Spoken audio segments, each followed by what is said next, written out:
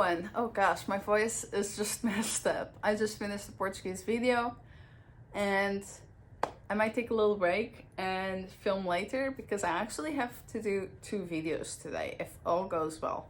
I just need to, I think, give my voice a little break and hopefully have enough good light. I said in the previous video that it looked like we were about to get some sun, but actually it looks like it might start raining again. So I might lose light a little earlier today. Alright, so I have several projects to talk to you about. 1, 2, 3, 4, 5 and a half. Hopefully it won't take too long, but this is the introduction to the fall projects, the winter projects. I'm gonna start with what I'm wearing. It is a vest that I just love. It's a very good basic. I love the yarn. I remember I bought it several years ago. I was really excited about it. It is the most beautiful green and I like it because it's not a solid color. I'm not really into solid colors. I think there is a richness to mixing the colors, and that's, I think, actually one of the things I like about painting. I don't like trying to find a color by mixing, but I like what accidentally mixing can do. It's just an unexpected surprise. So this project is vest number 1 by My Favorite Things. The yarn is Knit Picks Wool of the Andes worsted, yes, and the color is Cilantro Heather. It is a green that has these like brown and gold undertones. This project is a really good basic. I'm actually considering making more of these, but probably in still a heathered tone, especially because it is a simple project. So something in a solid color, I think would, I don't know, just not look as good. But that's me. Not everyone thinks the same way. This is actually one of the, because it is worsted, it knits up really fast. It is one of the projects that I've done that I did not cut it short. That I really try to knit as long as the pattern tells me to. Because my problem is I usually just run out of patience. I'm like, all right, I'm done. I'm ready to bind off. I'm ready to do something else. But not with this one. So I'm going to stand up and you'll be able to see both the color and how long it is, how it is not hitting me at my natural waist. It is actually going below it by a few inches / centimeters.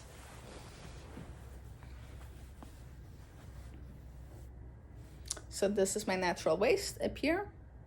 It's where my pants are hitting, but the vest is longer. And I really do like that. I might do this a little bit more. Okay, all right. And then I think I will start, I'll do a different order from what I did in my previous video, the Portuguese video. And I'll start with the Faye Summer Top by Irene, because it is a summer type project. It is, I think, quite thick. I can't remember if this called for DK. I think it did. And what I decided to do was I mixed 2 different yarns, both by Knit Picks.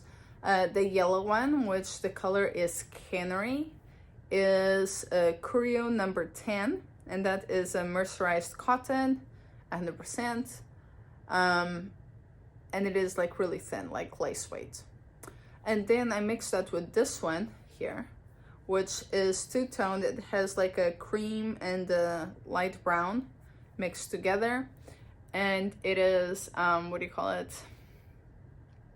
I think it's like 50% cotton. No, not 50%, like 53% cotton, 47% merino wool.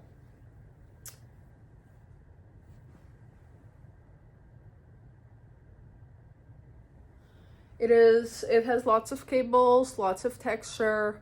It has some bobbles, and as you can see, it has some eyelets as well.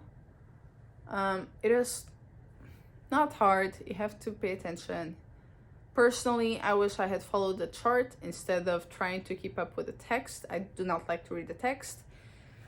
And it was by reading the text that I accidentally missed the first cables here, but I decided to just keep it that way. I did not want to go back and fix those. I thought it would look weird, and my stitches look so perfect. Yeah, I did not want to do that. Then I ran out of yellow, or really I have a very, very small amount of yellow, and I don't think it would have been enough to both finish the sleeves and the neckline, which you cast on and finish at the end. At the bottom, there were two options. There was, what do you call it?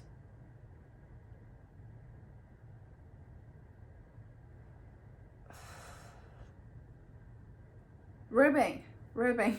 There was a ribbing option, which would have been the longer option. I think the ribbing would have been like something like that.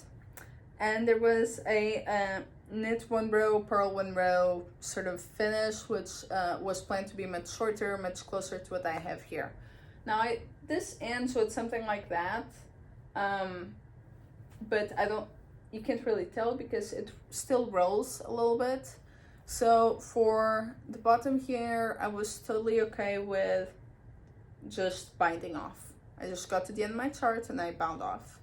Now the issue is,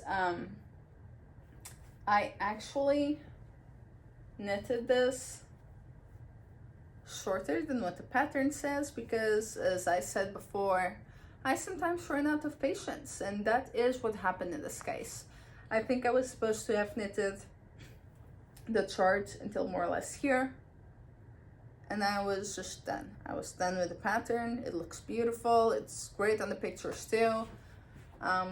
But I was tired of it. I was tired and I was done. Really, it was, I think, taking me a really long time to go through each row, like 20 minutes. And I was just done. I was just done.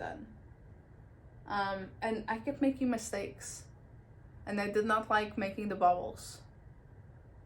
So yeah, I was done. And but the pattern itself, it's beautiful, and I do wish now that I went back and I did that. I finished it, but I would have had to like buy another skein of yellow. I did not want to do that, so I won't go back and fix it, but I wish it had turned out okay the first time, like the way that the pattern says the first time. And then for the construction, the back, it's like a rectangle. There's no waist shaping whatsoever. There's only shoulder shaping. So the back, it's a rectangle. You knit in pattern until you're ready for split for the sleeves, down here. And then you pick up these stitches and you cast on, excuse me.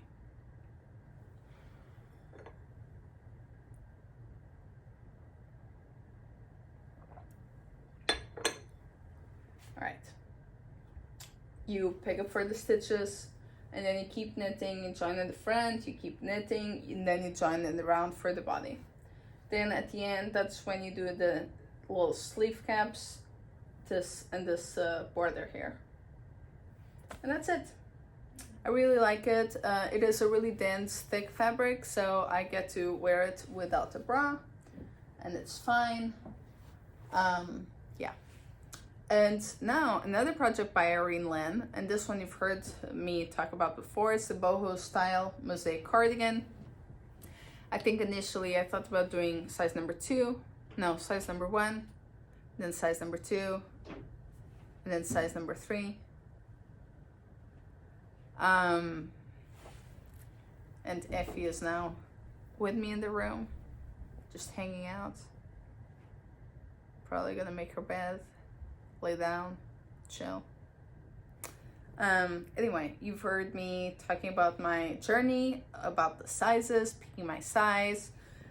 Then when I finally blocked it, I thought, oh my god, the jacket is too long. The sleeves are huge. Like, the body was great. I like how long it is on the body, but the sleeves were really long. And I was thinking about removing this much and sewing it together. And then I'm really, really glad I didn't do it, because it shrunk a little bit. Not because I washed it or anything, it just lost, well, you know, it has memory, so it just shrunk back instead of being all stretched out. And now it's only about this big.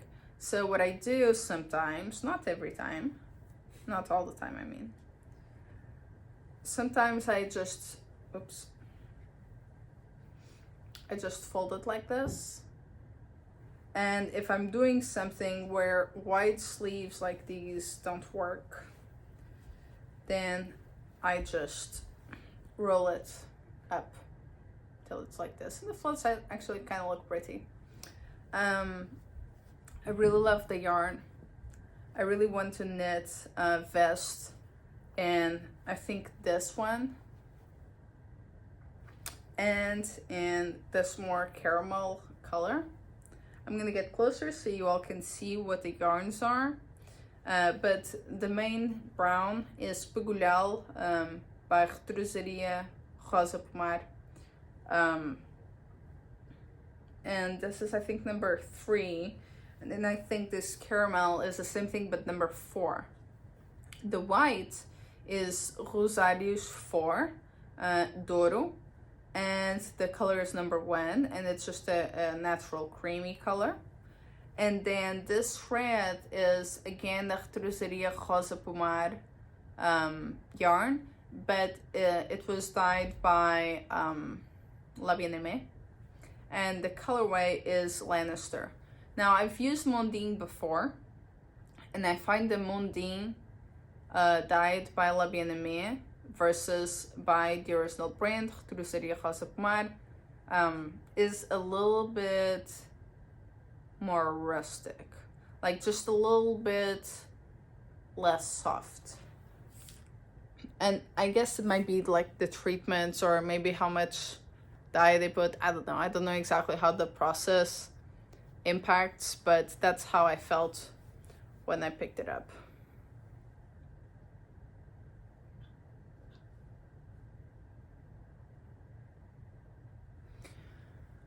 Now you might look at the sleeve and think, oh, that's a bell sleeve. Okay. But it's not. It's supposed to be a cylinder. What happened was, you know, if you're a person that knits color work, you're aware of this. But when you knit something in the round like this, and then you switch to color work, usually your color work stitches are going to be tighter. That's because of the strands. In my case, I could have gone up a needle size, but instead I just tried to focus on loose stitches. And I kept thinking loose stitches, and it kept getting looser and looser as the sleeve got longer.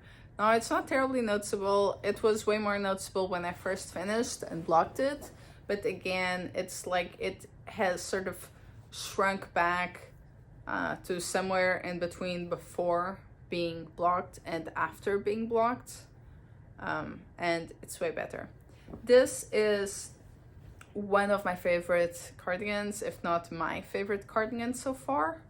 I really love it. I've worn it so much, and when I was in North Carolina, we started getting some of the rain from the Helen, hurricane, and this was a few days ago, and it still smells like sheep, which I love. I love the sheep smell. I just do.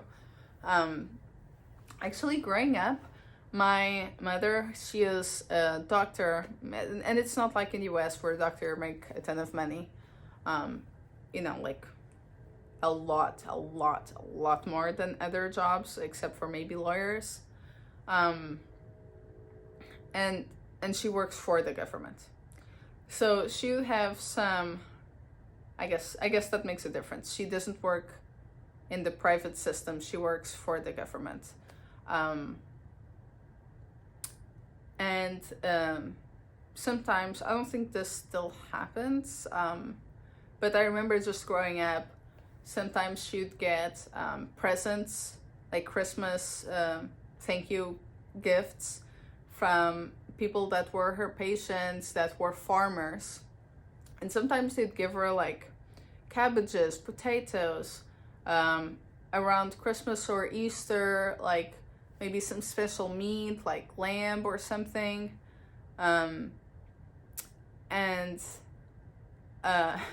sometimes they gave her cheese that I guess they made from their goats and such.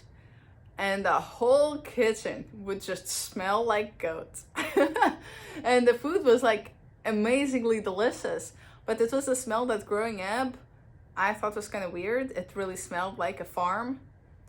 But now smelling this, like it's not nearly as intense, but it takes me back. It's like the little whiff of, you know, for other people it's like cinnamon means the holidays, which for me it does too. But this makes me think of, you know, cheese made by farmers that was like very kindly gifted, because I mean, some people, they, you know, people give what they can and what I guess is special for them, and for some people that is to go out and buy a book or buy clothes or something, and for other people is like, what do I have in my house, in my farm, that I can give that others will appreciate? And now that I have a little farm at the back of our house, sometimes I do give other people like cantaloupe or tomatoes or okra or green beans. And for me it's really special, and I hope that for other people, the people that receive it, it is also special. Anyway, doesn't matter. I'm just going on a positive rant about giving what is special. And thanking others. Yes. All right. So, because I went up more sizes than what I had in mind when I first went to buy the yarn, I ended up having to ask my dad to buy me a few more skeins of this main color, and that was not enough. So then I had to buy more skeins as well. So between the original yarn and the last skeins I used, there is a lot of difference, as you can tell.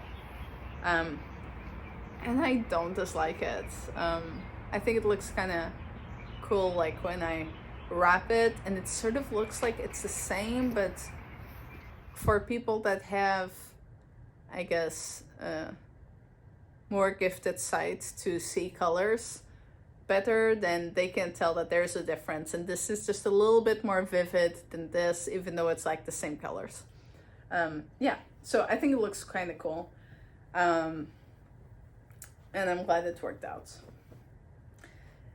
All right, and now my other projects are way faster. Gosh, I've used this so much. So one of them is the Celtic headband. I made this for a cousin. She was going out shopping for like headbands, and she saw a picture of something that she wanted, and I looked for a pattern close to it on Ravelry. And the issue when she went shopping is that they were all too tight. Like, she'd put them in her head and they were either too tight to give her headaches, or I guess they'd flatten her hair, and she has like some volume to her hair. So what I did was I looked for something that had really pretty cables like this. It's called a Celtic headband, and it's the name of the designer is Juliana, and then Lustenader. I really don't know how to pronounce that last name. I've never heard it before. The yarn that I picked is, once again, Knit Picks Wool of the Andes, but this one is worsted, and the color is Spruce, and this is, well, it bleeds a lot to start, but it is a solid color. I bought 2 skeins, and I think I have a tiny bit left. And what I did was, she said she wanted something that the wind would not go through. So I immediately thought, okay, double fabric felted. So instead of just following this pattern to the letter, I casted on almost double stitches. I think double minus 2. And I did that so that I could have double fabric. So this is actually a tube. And I tried to felt it a little bit, but when I give it to her, I'm going to tell her to just put it in hot water and just like, you know, felt it like this a little more until it gets to be the size that she wants. I think her head might be just a little bit bigger than mine. She also has a lot of volume in her hair. So I made it so that it's wide for me. Like this could fall if I shake my head too much.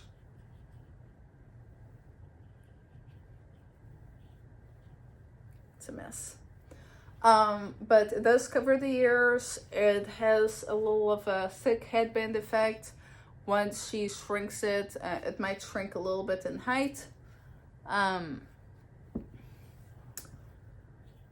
I think she's gonna like it. And then I thought, you know, I'm also going to do some mitts with the leftover yarn. So I basically cast on so that I could continue the pattern at the bottom and at the top with a rib, like I think it's like a 2x2 rib, just following the pattern. And on the side you have the thumb. So this one I could put it in either hand. The pattern just goes from halfway through the front down the side, then there, and that's it. I made 2. I don't know where the other one is. I think it's inside the bag where I pull these out from, and the other one, for whatever reason, is a little smaller. I wonder if I somehow cast on with 2 less stitches or something. But she has smaller hands than I do, so it might be okay. Either way, she didn't ask for the mitts. That was just something extra I could do. And I did not follow a pattern for that. I just followed the charted pattern to do the motif, but that was it. Then I have one more winter project. This is, you might remember at the beginning of the year, I did an episode on New Year resolutions, and cardigans and vests were part of it. I was trying to avoid making sweaters, but I'm actually about to cast on like a bunch of sweaters. But one of my things was I wanted to knit a brioche project. So I had one of my friends pick a project for me. She had done this one before. She thought it was really easy. The pattern, like if you like written instructions, it goes really into detail on the instructions, which was good. But I also needed to go to YouTube and just look at a couple of videos to understand what she meant when she wrote the instructions. I'm just not very good with words. And this is, what is this called? This is the Brioche Basic Beanie, my Marilynn Blacketer. And the yarn is Big Bad Wool Weepaca, which is 50% merino wool, 50% alpaca. And I used both the color Great Lakes, which I think is the darker one, and the lighter one I think is called Water. And because it's brioche, it is reversible. So she can pick which one. Like this, she wanted to just look like the darker blue, it's our friend, or the lighter blue. And yeah, I think she might like it. I hope she will like it. I hope she will wear it. Yeah. Again, it's a solid color. I was thinking initially I would try to make this beanie for myself. But they only had solid colors. So then I was like, okay, let me just find something that someone else would like, and I will just knit it for that person instead of for myself. These actually sort of go together. Looks cute.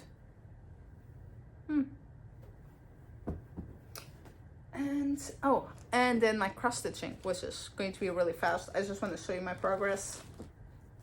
I have now started the last color.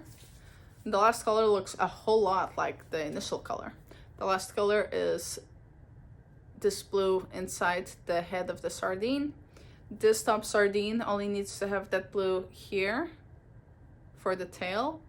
And then here, tail, head, and some in the center again. Tail, head, and some in the center. And then I'll be done with this, and I'll be ready to start a new one. Alright, okay. Now I think I need to give my throat a little rest. And then I have to do another video because just so much has happened since the last time I filmed in August that I think I have like 3 new whips. 3 new whips. And 2 of them are kind of close to finishing. I think I just need like a couple more weeks and I'll be done. Yeah.